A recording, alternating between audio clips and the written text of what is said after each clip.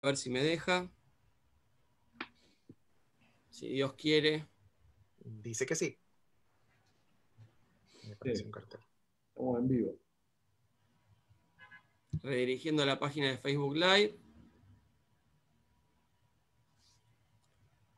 A ver. Acá voy a la página.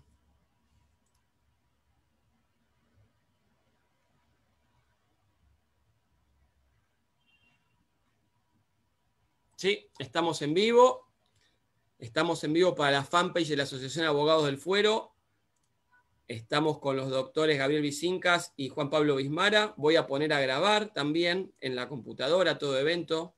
Estamos grabando en 2 lugares. Hoy es día martes 15 de septiembre de 2020, 16:15 horas.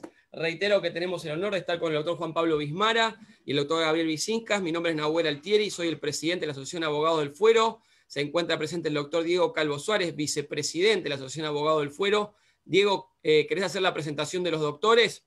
Así hablamos del caso Spoltore ante la Corte Interamericana. Sí, ¿qué tal? Buenas tardes, gracias por estar con nosotros acá en la asociación. El doctor Vicincas es abogado de la UBA, docente en materia de derechos humanos y garantías en la Universidad Nacional de José Paz, es docente de las materias de derechos humanos, terrorismo de Estado y delitos de lesa humanidad y función social de la Administración de Justicia en la Universidad Nacional de Avellaneda. Es representante de las presuntas víctimas en distintos casos ante el Sistema Interamericano de Protección de los Derechos Humanos. Fue director general del Observatorio de Derechos Humanos de Quilmes y es integrante de varios proyectos de investigación sobre derechos humanos en UBA y la Universidad Nacional de José Paz. El doctor Bismara es abogado recibido con diploma de honor en la Universidad de Buenos Aires, cursó posgrados en gestión ambiental y en energía en la Universidad Austral. Durante los años 2012 a 2014 se desempeñó como director nacional de control ambiental y en el 2015 como subsecretario nacional de promoción del desarrollo sustentable y punto focal técnico ante la Convención de las Naciones Unidas sobre Cambio Climático. Fue secretario de redacción de la Revista de Derechos Humanos en la editorial Infonews en los años 2011 a 2015. Es docente de las carreras de abogacía de la UBA, del UNDAB y del posgrado de la UNPAS. ¿Es correcto? ¿Quieren agregar algo a su currículum? Bastante extenso, felicitaciones. Y es bastante extensa y nutrida.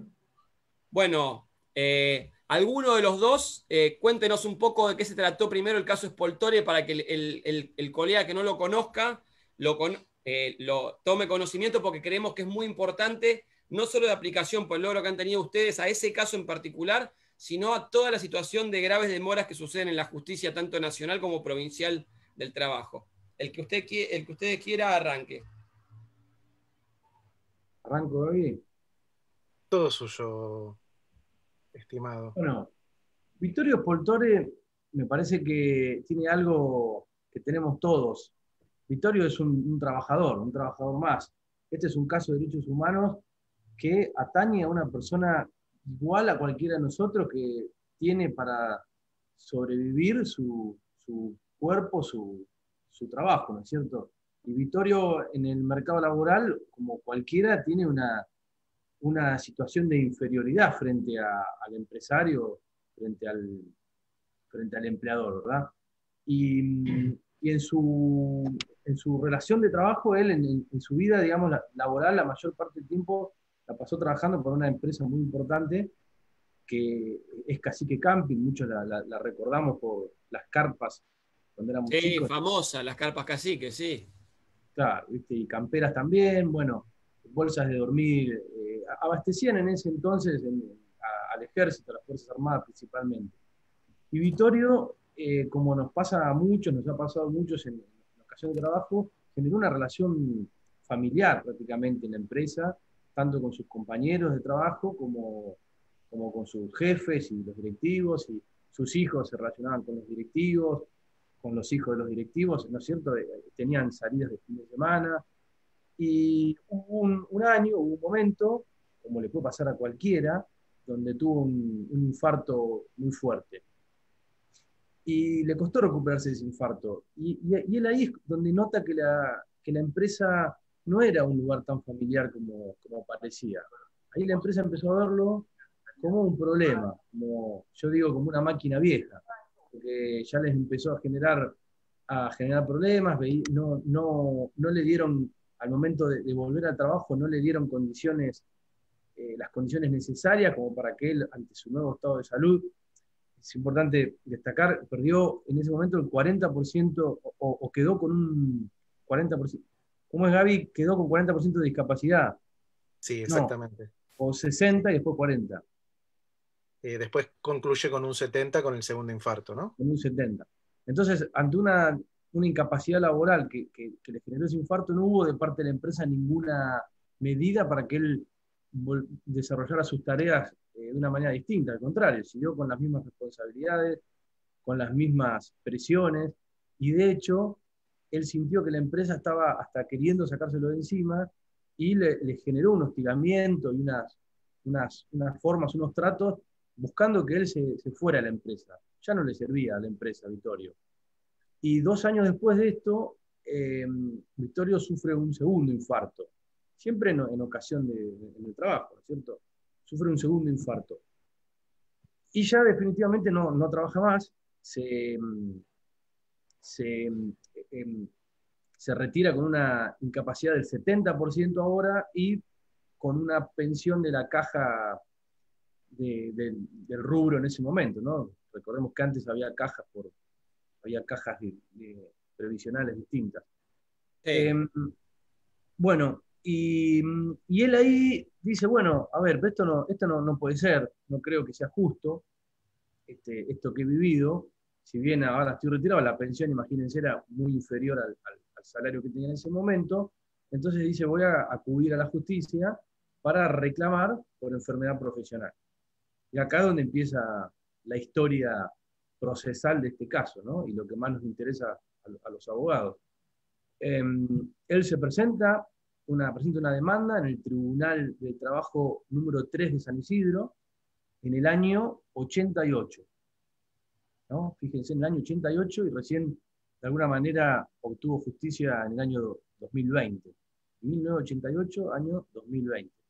Yo en el año 88 tenía 6 años y Vittorio estaba iniciando su demanda por enfermedad profesional.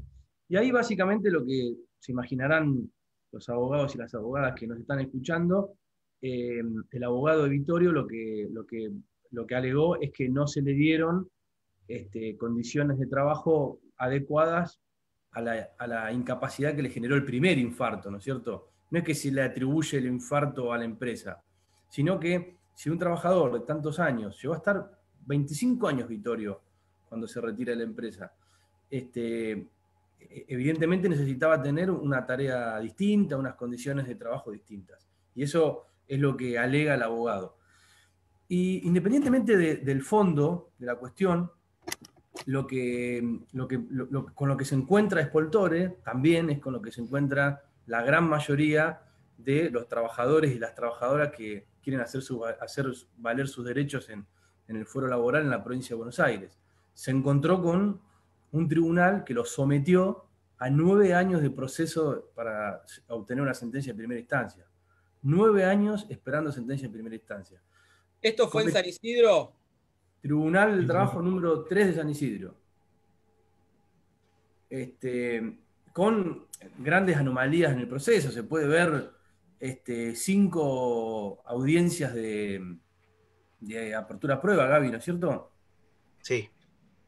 Sí. Tal es así que llegó a una denuncia ante la Corte Suprema de la Provincia de Buenos Aires, que examinó el procedimiento y encontró responsabilidades que, como dije en palabras de Vittorio, el hilo se corta por lo más fino. Le aplicó unas sanciones leves a la secretaria del juzgado en ese momento, pero no deja de evidenciar una falta que existió, ¿no? Digamos, el paso un llamado de atención. Bueno. Exacto, sí. Un llamado de atención a la secretaria. A la secretaria. Se tildó un poquito, ¿no? Notificaciones que tardaban 2-3 meses en hacerse. El problema también radicó en el traslado de una pericial, ¿no? De una pericia. También. Por el cual se termina sancionando la secretaria, creo. No se daban traslado de una pericia. Sí, quedaban medidas pendientes que no se habían hecho en tiempo. Pero el núcleo de la circunstancia, cuando uno examina, en el sistema interamericano, para examinar el paso del tiempo tiene que ver 3 cosas o 4 elementos. la actividad de las partes, digamos, la complejidad del asunto, la actividad de los responsables judiciales y cómo impacta en la persona el paso del tiempo. Y en ese caso no era un caso muy complejo, era una demanda laboral sencilla por enfermedad, donde había un actor y un demandado, a lo cual el demandado luego cita en garantía, sí, a 3 aseguradoras distintas, y eso, el traslado de esa de la demanda a las aseguradoras es lo que un poco empantanó el procedimiento, pero no lo empantana porque sea de gran complejidad, lo empantana por la propia desprolijidad del procedimiento en ese aspecto, que no sabe resolver ese traslado en tiempo y forma, ¿no es cierto? Que no puede impactar de ningún modo en 9 años de procedimiento, ¿no? No, inconcebible. Y esto, entonces, bueno, cuando llega al final, ¿qué respuestas obtuvo el señor Spoltore de la justicia argentina? Bueno, en realidad, para continuar un poco, luego de esos 9 años, Spoltore con su abogado recurren a la Suprema Corte con recursos de nulidad y de inaplicabilidad, ¿no es cierto? Que son los recursos que tenía a disposición de acuerdo al régimen, al procedimiento de la provincia de Buenos Aires. Que esto también, de paso les digo, también se discutió un poquito ante el sistema interamericano, porque hasta qué punto estos 2 recursos, que en realidad son recursos extraordinarios, le permitían a Spoltore revisar íntegramente la sentencia de primera instancia, ¿no es cierto? Por la inexistencia de una apelación ordinaria que hay en la provincia de Buenos Aires. Igualmente esto fue una discusión que quedó, que no, bueno, donde la Corte resolvió que creía que, la Corte Interamericana resolvió que no veía necesaria la exigencia de una segunda instancia en materia laboral. Esto de paso se los puedo comentar también, pero indudablemente no es lo mismo recurrir a una Cámara ordinaria de apelación a recurrir a un tribunal superior con 2 recursos que entendemos claramente no fueron creados para revisar íntegramente. Son de conocimiento limitado esos recursos, no son de conocimiento pleno del proceso como sí puede hacer una Cámara. Claro. Bueno, nosotros creíamos que un trabajador que obtiene una sentencia desfavorable tiene derecho a un recurso ordinario.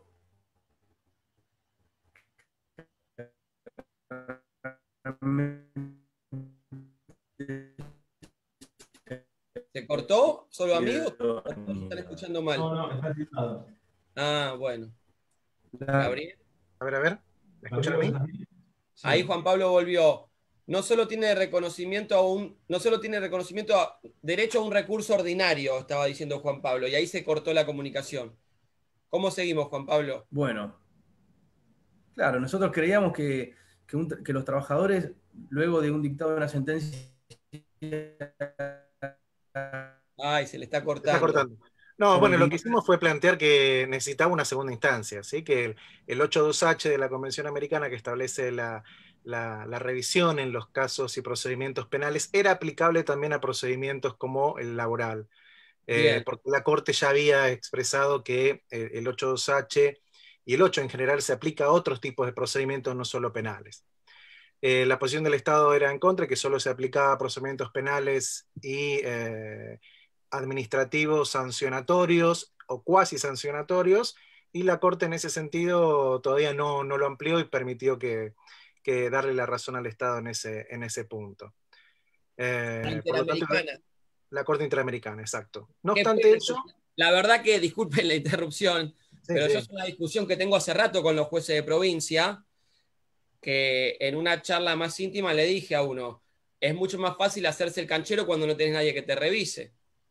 Claro. Este es un punto, absolutamente. Ahora voy a hablar en serio. En una discusión que yo tenía de las varias que tenía con mi gran maestra, que es Estela Ferreiros, que ella fue juez de San Isidro, ella decía que estaba bien con este sistema, lo mismo dice Romualdi, que lo entrevistamos hace poco, que es juez del 6, porque dice que los jueces, entre los 3 jueces hay un sistema de contrapesos. Me permito disentir. Es muy raro que se voten en contra los jueces de provincia. Entonces el sistema de contrapesos se diluye. Y coincido plenamente con ustedes en que es necesaria una instancia de alzada de conocimiento pleno en la provincia de Buenos Aires. Pero podemos hacer un zoom entero de eso, así que continuemos con el caso. Bueno, pero sí es importante decir que la Corte, a ese debate y a esa discusión que tenemos claramente en Argentina, hizo su aporte, y su aporte es que considera que no es exigible la garantía de una segunda instancia en materia laboral, ¿no? Para nosotros esto es un retroceso en materia de reconocimiento de derechos, pero fue clara la Corte. Yo diría que en ese punto de la sentencia no salió como nosotros queríamos. Yo diría que perdimos en nuestro argumento. Pero, insisto, ¿no? Al debate se suma... De todas maneras, digamos, espero que tiene que quedar claro que eso no implica un impedimento para que la Argentina, por ejemplo, avance con una reforma laboral y ponga una segunda instancia, ¿no?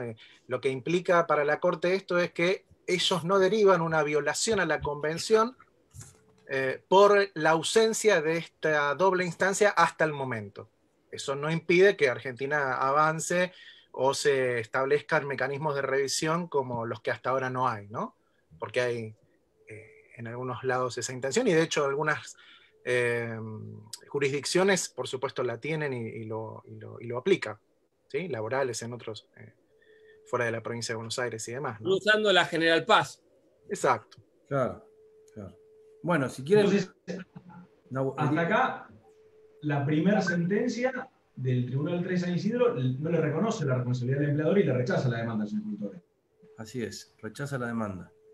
Porque no, el tribunal dice que no puede, que el infarto no es atribuible a la actividad que desarrollaba Spoltore. Y en realidad lo que se planteaba era la necesidad de readecuar las condiciones de trabajo de Spoltore para que no sufriera ese segundo infarto. Por ahí cuando uno lee rápidamente parece que uno dice, pero están atribuyendo un infarto a una empresa. Si lo vemos así, y es medio raro, ¿no? Pero si te encontrás con una persona que tiene una incapacidad de un 40% por un infarto, que hace a ese entonces 23 años que está en la empresa, debiste reacomodarle sus condiciones como para que pueda continuar trabajando y no tener un... Sí, y en el peor de los casos, si dicen que no tienen tarea, sabemos que por remisión se paga el 247, ¿no? O sea, pero lo que hay dos cosas a preservar. Primero, el contrato, pero segundo, la integridad psicofísica del trabajador a través del artículo 75, que en el caso máximo es la vida, por supuesto. Con lo cual, completamente de acuerdo, Juan Pablo. Bueno, sí, tal cual, Nahuel, lo dijiste. ¿Cómo llega, entonces, cuál fue la respuesta de las Cortes, de la Corte Provincial? ¿Qué respuesta tuvo? Bueno, ahí está el procedimiento, ¿cómo se llega a la Corte Interamericana, digamos? ¿Cuáles fueron los pasos para llegar a la Corte? ¿Y cuál fue la estrategia de defensa? Les contaba, luego de esta sentencia se interponen estos recursos que no son ordinarios ante la Suprema Corte de la Provincia de Buenos Aires. Y al mismo tiempo se hace una denuncia en sede administrativa de la Corte para que se investigue, como decía Gabriel, para que se investigue la actuación de los miembros del tribunal. Bueno, en la investigación administrativa se encuentran anomalías y se apercibe a la secretaria. En la continuación del proceso, en la sustanciación de los recursos interpuestos, se termina confirmando la sentencia de primera instancia con argumentos que en realidad básicamente terminan de confirmar la falta de idoneidad de esos recursos para revisar la sentencia. Porque básicamente lo que nos dicen los jueces de la Suprema Corte es con estos recursos se pretende el recurrente revisar los hechos de la sentencia cuando estos recursos no son adecuados para eso. Entonces, un poco es paradójico, nos confirma la falta de idoneidad del recurso, pero al mismo tiempo nos ratifica la sentencia en primera instancia, dejando por terminada cualquier tipo de actuación en sede interna. Esconden la tierra debajo de la alfombra, digamos, ¿no? Claro. Y sí, tal cual. Bueno, y ustedes saben, luego de una sentencia firme en los tribunales nacionales, se tienen, por regla de la Comisión Americana, se tienen 6 meses para presentarse ante el sistema interamericano, es decir, ante la Comisión Interamericana, ¿no es cierto? Y ahí por ahí es importante aclararle a quienes nos están escuchando que uno llega a la instancia internacional, primero llega a una comisión interamericana que primero hace un informe de admisibilidad, que no siempre es positivo. Luego, si una vez admitido, se inicia una instancia de solución amistosa entre el Estado y el peticionante. Si fracasa, se emite un informe, generalmente un informe de fondo, donde se determina la responsabilidad o no del Estado con recomendaciones. Y recién después de ese informe de fondo, si el Estado, si la Comisión lo considera, se puede elevar el caso a la Corte Interamericana, ¿no es cierto? Y en el 2000, bueno, Spoltore se presenta con su abogado con un escrito muy sencillo, porque la Comisión Interamericana es muy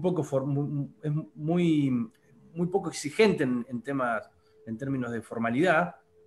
La verdad, si uno presenta una nota, mientras que esté en tiempo, yo diría no es en tiempo y forma, es en tiempo. Si la presentaste y alegaste una violación a un derecho humano, bueno, no se rechaza porque no le encuadraste jurídicamente. Para nada, eso realmente no es Ni porque importante. pusiste 25 renglones, ¿no? Como en alguna otra dependencia del Poder Judicial, que si te pasas un renglón te lo rechazan. Claro. No, por eso. Suprema, ¿no? Sí, esto es podés mandar De qué pasallo que se lo ponga. Acá es válido aclarar, Juan Pablo, que ustedes lo han acompañado, de hecho creo, no sé si lo llegaron a conocer a Jean Spoltore porque fallece en el transcurso de todo esto, ustedes lo acompañaron ya en la etapa final, porque también entre la Comisión y la Corte llevó sus años de tramitación. Pero claro, el sistema interamericano en realidad mostró también una falencia. La verdad, en realidad, el proceso en el sistema interamericano fue más largo que el proceso en la instancia nacional. Lo retan en la instancia nacional por lentos y ellos son más lentos. Bueno, y exacto, la Corte... Hay un tema allí.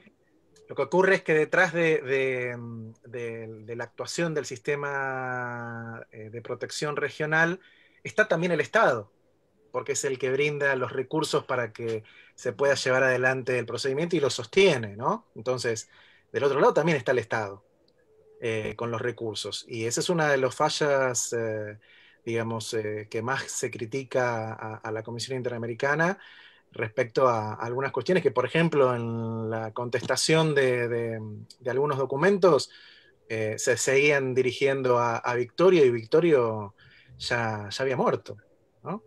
Claro. Pero bueno, sí tiene que estar claro que cuando escuchen a algún abogado decir, algún colega decir, voy a ir a la Corte Interamericana, ojo, con pinzas, está hablando de una cuestión que primero no entiende bien. Primero se va a la Comisión Interamericana de Derechos Humanos. Y de allí hay que hacer un gran trabajo, sobre todo una gran espera, porque realmente en este caso, por ejemplo, se hizo la denuncia en el año 2000 y el informe de admisibilidad estuvo 7 años después, casi, ¿no? Juan Pablo, en el 2007. Sí. Me imagino el abogado yendo todos los días a preguntar o una vez por semana, ¿hay novedad? No hay novedad. No, vaya tranquilo que lo vamos a notificar nosotros, doctor. Claro. Mire, ya me casé, nacieron mis 2 hijos, mi hija entró al 1er grado y acá siguen sin sacar un informe, porque pasó todo ese tiempo. Bueno, hay que conocer también que el sistema recibe miles de denuncias, ¿sí?, anuales. Es el órgano más importante, es la CIDH, no cabe duda. La Corte Interamericana, Spoltore es el caso 402 en toda la historia de la Corte Interamericana de Derechos Humanos, ¿sí? Con lo cual, eso indica el nivel de importancia y de trabajo que puede tener, porque no es un órgano permanente de trabajo, es un órgano que se reúne 6 veces por año y alguna más extraordinaria, y eso tiene limitaciones. Tiene limitaciones que también es funcional a esto que les decía de la responsabilidad que pueden tener los estados del otro lado, como para fortalecer el trabajo de este órgano de protección, ¿no? Bien. Claramente. En el caso, Gabriel, del señor Spoltore, ¿él cómo pudo, porque me imagino que esto debe tener sus gastos y sus costos, ¿cómo se pudo financiar todo este reclamo? O tal vez lo hizo a modo personal. No, esto sí es útil saber. en general no tiene costos importantes, salvo el paso del tiempo, que sí es un costo. Cualquier persona, grupo de personas, puede hacer la denuncia sin necesidad de tener un abogado, ¿sí? Y lo que tiene que denunciar son los hechos. Por eso la aplicación del derecho no es un requisito indispensable, como decía Juan Pablo, ni mucho menos. Por supuesto que si le hace un abogado que se especializa en derechos humanos, puede dar más en la tecla y evitar no cumplir con los requisitos de admisibilidad que va a tener una petición, ¿no es cierto? Pero los costos, de hecho, la Comisión Interamericana está en Washington, se manda por denuncia por vía correo electrónico, con un sistema digital. Luego sí, quizás hay algunos costos si uno avanza en una posibilidad de solución amistosa o una posibilidad de audiencia, que implicaría, por ejemplo, los costos del pasaje y estadía al lugar donde se hace la audiencia. ¿Sí? Si tiene que ir a Washington, va a implicar eso. Si tiene que ir a otro país donde celebra audiencias la Comisión Interamericana, va a ser a ese país. Pero ya cuando el procedimiento va y sale de la comisión y la corte, y la comisión lo envía a la corte, o el propio Estado a la corte, cosa no vista hasta ahora, ahí ya implicaría el procedimiento de realizar una demanda, ¿sí? Porque nosotros tuvimos que, cuando el caso llega a la corte, porque el Estado pedía prórrogas para cumplir con el informe de fondo de la comisión, y esos pedidos de prórroga se sustentaban en que necesitaban tiempo para ver cómo indemnizaban este paso del tiempo en Spoltore, no explicaban en qué estaban gastando ese tiempo, ¿sí? Si decían que lo necesitaban, pero no decían por qué. Nosotros decíamos, bien, tomen ese tiempo, utilícenlo, pero demuéstranos en qué están avanzando para reparar la cuestión. Si no, no les den la prórroga, y la comisión se cansó y no le dio la prórroga y envió el caso a la corte. Cuando se envía el caso a la corte, ahí sí, hay que presentar un escrito de demanda, ¿sí? Y ese escrito de demanda sí es necesario que tenga una representación. Si la persona no tiene un abogado, si tiene el abogado va a pagar esos costos del abogado que va a representarlo. Si no tiene la posibilidad de ser representado en forma gratuita por un sistema que tiene la Corte Interamericana con una red de abogados y de las defensorías públicas, la IDEF, otros abogados, otra red de abogados pro bono, va a obtener representación gratuita. Incluso si tiene que ir a una audiencia, como nos pasó, que nosotros lo solicitamos, tiene un fondo de asistencia a víctimas, ¿sí? Que va a evaluar, por ejemplo, determinadas pruebas que se soliciten, pericias, y las va a cubrir en la medida en que el presidente de la Corte, o presidenta en este caso ya, determine que esas pruebas son útiles para el caso, y y en nuestro caso solventó parte de los costos de pericias y demás, y de viajes. Y lo que no se solvente, si luego el Estado es condenado, va a ser condenado en costas y a reparar ese aspecto. No sé si eso responde un poco tu pregunta. Sí. ¿Y qué fue lo que decidió la Corte y cuáles serían las consecuencias en nuestro derecho argentino? Vos sabés que ahí quería aportar algo respecto al costo del proceso internacional. Yo creo que lo más importante es la paciencia y la sed de justicia, que te va a hacer seguir luchando por esto que vos creés y que creés que mereces hasta el último tiempo que te quede. En realidad, Spoltore, todo el proceso internacional, yo diría que el abogado de sede interna lo ayudó un poquito en la primera presentación, pero yo diría que más bien lo invitó a que haga la presentación. Pero después, Spoltore estuvo solo durante todo el proceso. Y cuando uno ve las presentaciones que él hacía, él hizo 13 presentaciones a lo largo de 11 años que duró el proceso, mientras que él estuvo vivo. Después duró 9 años más, digo en sede internacional. 13 presentaciones donde él escribía a máquina, cuenta la hija que con ayuda de ella, y donde él, básicamente los argumentos eran: llevo esperando 20 años, 3 meses, 4 días y no sé cuántas horas. Créanme, son dignos de leer los escritos de Vittorio Spoltore. Era permanentemente la mención al tiempo, al tiempo de espera. Y en definitiva, él murió mucho antes de que esto se resolviera, mucho antes. Y nosotros nos encontramos con la familia de él la verdad, por pura casualidad, o no sé si es casualidad la palabra, haciendo un desarrollo de un trabajo de investigación de diferentes casos, llegamos a hablar con la familia para que nos cuente su experiencia en el sistema. Básicamente la investigación consiste en conocer un poco la experiencia de las víctimas en el sistema, y ella nos dice, no sé, miren, yo estoy esperando un caso, estoy sola, no sé qué es lo que tendría que hacer, y ahí nosotros nos ofrecemos para trabajar con ella, y ahí justo recibimos de la Comisión Interamericana una notificación donde prácticamente se estaba avisando que el caso iba a archivo, y nosotros justo a los pocos días de haber entrado dijimos no, bueno, argumentamos para que no vaya al archivo. Así que hay como suelen pasar en estas cosas tan interesantes, hay algo de mágico, de suerte alrededor de esto. Pero bueno, dejando eso, creo que lo interesante es la pregunta que hacés, Diego, respecto a en qué consistió el caso, ¿no? En el fallo de la Corte. Básicamente, lo primero, lo fundamental, es que se condena a la Argentina por la violación al plazo razonable en el proceso donde se entendió el reclamo de Spoltore, ¿no es cierto? La Corte no analiza si Spoltore debió haber sido indemnizado o no por haber contraído enfermedad profesional, no entra en eso, no corresponde al Fuero Internacional entrar en eso, sino lo que dice es, acá pasaron 12 años de proceso. Y esto, como decía Gabriel hoy, entendiendo, aplicando las reglas que se utilizan para analizar si un plazo es razonable o no, bueno, en este caso era manifiestamente irrazonable, ¿no es cierto? El Estado igual reconoció esta falta de razonabilidad, con lo cual no fue necesaria mucha discusión. Para la Corte, con pocos párrafos, pudo decir se acepta el reconocimiento de responsabilidad, se lo ve como algo positivo, y se condena a la Argentina por esa violación. Pero lo interesante es que la Corte analizó algo más. La Corte se puso a analizar por qué era tan importante que un caso donde se está discutiendo una indemnización por enfermedad profesional, ¿por qué es tan importante que en un caso de esas características se cumplan con las garantías judiciales?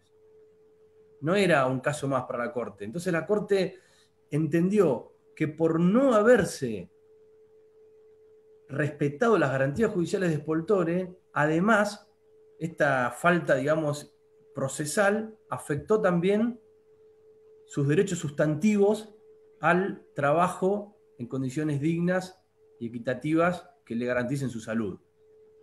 ¿Estamos?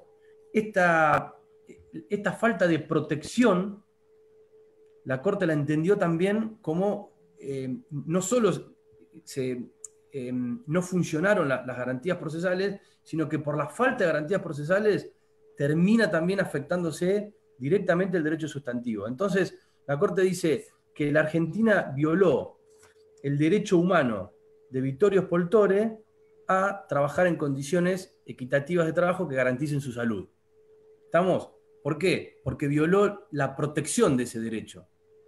No sé si Gaby querés agregar algo. No, le agregaría quizás para los colegas que están viendo que si ustedes prestan atención y dicen, bueno, se violó la Convención Americana por parte de Argentina y van y buscan qué artículo de la Convención, no van a encontrar ningún artículo que diga derecho al trabajo. Uno lee los artículos de la Convención y no está en ninguno. Entonces, ¿en qué se basó?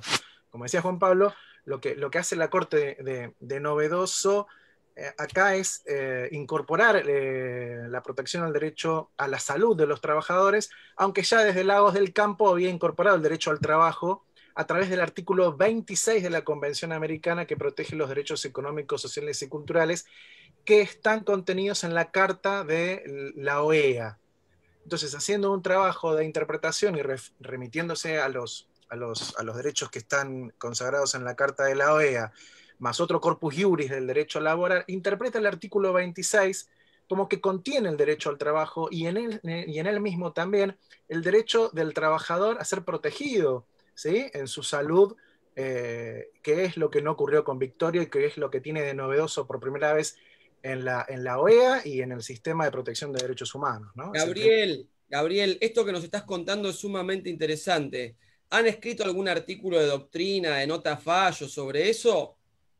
Si no lo han hecho, voy a hacerlo, pero no como una orden, sino como una leve sugerencia, pues estaría bueno que le sale solo. Ustedes hablan y nos damos cuenta que saben muchísimo de un tema que ni Diego, ni yo, ni casi nadie de lo que está escuchando maneja, que es la actuación ante la Corte Interamericana, pero que sí nos va a dar herramientas a nosotros para ya en todo caso, cuando encontremos situaciones en nuestros reclamos que podrían verse vulnerados derechos que pueden tener favorable acogida ante la Convención Interamericana, podamos citar por ahí un breve artículo de doctrina que escriban ustedes, que nosotros igual podemos difundir en todas nuestras redes. Tenemos 2 sitios web, el grupo con 13.000 personas, esto va un canal de YouTube que tiene casi 1.000 suscriptores también, estamos en la fanpage en vivo, nos está viendo, por lo menos hay 50 personas mirándonos en el momento, pero entran y salen, van a ver cuando termine, va a haber 300 personas que nos van a haber visto hoy en esta transmisión especial que ni siquiera la anunciamos, con lo cual, reitero, estamos sumamente agradecidos con ustedes, pero lo bueno de todo este conocimiento de ustedes, que estamos dando a difusión acá, es que además pueden dejarlo asentado en un artículo de doctrina escrito por ustedes dos o el tercero que intervino y los podemos citar con nombre y apellido, porque realmente está muy bueno esto que están diciendo y a nosotros nos va a jerarquizar mucho más nuestras presentaciones en los tribunales ordinarios. Bien. Sí, bueno, es parte de, si ustedes asisten a alguna clase de derechos humanos y derecho internacional de los derechos humanos, van a ver que explicamos esto varias veces. Podemos dar alguna página que tenemos. Nosotros tenemos la página de Yopoy, es www.yopoy, es YOPO y latina.org. Bien, bien. Ya queda grabada, ya la gente va a saber. Van a tener links y enlaces. Vamos a subir algunos libros que ya tenemos en otro blog que también colaboramos, que es Debates Blogspot sobre derechos humanos. Bien. Y allí hay artículos de doctrina, libros. Específicamente sobre este no hay nada todavía escrito por nosotros, pero seguramente vamos a ver qué cosas podemos vivir y demás. Entonces, Juan Pablo, sí. Antes que nada, y para ir cerrando, Diego es el que tiene la lista de preguntas. Diego, ¿nos quedó alguna? No, una pregunta. ¿A qué hace referencia Yopoy? ¿Qué significa? Y hoy no está pero a ver, vos, Juan Pablo, ¿querés que...? No, es una mano que ayuda, ¿no? Es una mano que ayuda. Un concepto que tiene que ver con una mano que se tiende y que da una mano. Mano presta, mano... Ustedes son abogados especializados en derecho internacional, no en derecho laboral. Claro. Exacto. Derecho internacional de los derechos humanos. Especializados en derecho internacional. Y a través de esta web de Yopoy se los puede contactar para cualquier colega que tenga algún tema de derecho internacional para presentar. Bueno, vamos a hacer una cosa entonces. Sí. Para que quede grabado, hoy es martes 15 de septiembre de 2020. Estamos con los doctores Juan Pablo Bismar y Gabriel Bisincas, quienes llevaron el caso Spoltore ante la Corte Interamericana de Derechos Humanos. Hemos tenido una entrevista de 45 minutos con mucha generosidad, nos han dado los colegas, y en este momento les cedemos a ellos las palabras para que hagan las reflexiones finales para dar cierre a esta entrevista. Así que Gabriel o Juan Pablo, el que quiera, el último mensaje de cada uno, el micrófono es suyo. Bueno, además de nosotros dos, ya que estamos, lo mencionamos a Marco Filardi, que somos los tres que integramos el colectivo y que hace muchos años que venimos trabajando juntos en temas académicos o a veces en temas ya propios de litigio. Yo creo que es importante que el abogado y la abogada laboralista tenga en cuenta que la Corte Interamericana, que el sistema interamericano es un sistema que está abierto para llevar los reclamos que hacen a los derechos laborales. Y esto no fue siempre así. La vía ha quedado muy claramente abierta para llegar con estos temas a la Corte Interamericana. Y esto es reciente, decía Gaby, el caso Lagos del Campos, que es bastante reciente, en donde la Corte prácticamente está invitando a ir a discutir derechos laborales a su sede, digamos, porque lo dice con mucha claridad, a pesar de no estar en la Convención Americana. Y con Spoltore ha ido un poquito más allá y ha dicho que además, dentro de los derechos laborales, también es un derecho humano también el derecho a la salud en el trabajo. Entonces, cada vez me parece a mí que uno termina la instancia internacional con tribunales de primera instancia, con tribunales y con, en este caso, sentencia de Suprema Corte, debe, si cree que realmente no están satisfechos los derechos de su representado o su representada, debe acudir al sistema interamericano. Me parece que es una vía que todos tenemos que tener presentes. No es exclusiva para nosotros, los abogados que conocemos más el sistema. Me parece que llegar es importante dentro de los 6 meses de esa última sentencia, y después, bueno, se la trabajará desde adentro, podemos asistirlos, ayudarlos con la mejor voluntad y sin ningún tipo de interés, pero entiendan eso, hoy tenemos una instancia internacional en donde también se discuten los derechos de los trabajadores y de las trabajadoras. Bien. Gabriel. Utilidad práctica. La Corte Interamericana ha solventado un criterio de el principio de control de convencionalidad, ¿sí? Dice, así como tenemos a nivel interno el control de constitucionalidad que obliga a cada juez en forma difusa a contraponer cada norma que debe aplicar en función de la Constitución, la Corte dice que no solo los funcionarios judiciales, todos los funcionarios administrativos incluso, deben contraponer la aplicación de las normas que hacen en función de la Convención Americana. O sea que todos tienen la obligación de este contralor. Y no solo de la Convención Americana en cómo está escrita, sino cómo es interpretada. Y a la luz del caso Spoltore, eso implica hoy en día el respeto del derecho a la salud de los trabajadores a través del artículo 26 de la Convención. Y eso es obligatorio para todos los países que suscribieron la Convención y por supuesto para la República Argentina. No solo para la República Argentina, sino todos los funcionarios. No solo todos los funcionarios judiciales, sino en todos los ámbitos administrativos que impliquen para la Argentina responsabilidad. Y eso es muy útil porque se lo podemos recordar en cada escrito. Así que, bueno, cualquier cosa los esperamos en la página de Yopoy. También quiero promocionar un poco una diplomatura laboral que tenemos adelante. En la UNPAS. En la UNPAS hay una diplomatura laboral donde tocamos y abordamos estos puntos. Yo estoy ayudando en la parte de derechos humanos y pueden encontrarlo en la página de la UNPAS, en la parte de posgrado, ahí pueden ver. Y tenemos otro posgrado también de litigio en derecho social en la UNPAS, donde pueden incorporar y ver y buscar más sociales, información. Aparte nos contactan en Yopoy y ¿qué, Juanpi? Sociales y ambientales, digo. Sociales y ambientales. Exacto. Bueno, hagamos una cosa, sonrían que hacemos una captura de pantalla que es la foto de la entrevista. 1, 2, 3. Ahí está, perfecto. Bueno, ahora sí, Juan Pablo Bismara, Gabriel Bisincas, abogados argentinos, que son un orgullo para nosotros tenerlos acá y que han compartido tan solidariamente nuestros conocimientos con toda nuestra audiencia. Lo vieron primero acá en la Asociación Abogados del Fuero. Mi nombre es Nahuel Altieri, Diego Calvo Suárez, el vicepresidente. Muchísimas gracias, Juan Pablo. Muchísimas gracias, Gabriel. Están formalmente invitados a formar parte de la asociación también. No podemos dejar de invitarlos por una cuestión de cordialidad. Y bueno, transmitiremos esto por todas las vías. YouTube, la fanpage, el grupo Facebook, los sitios web. Va a estar en todos lados. Muchísimas gracias. Que haya más abogados como ustedes.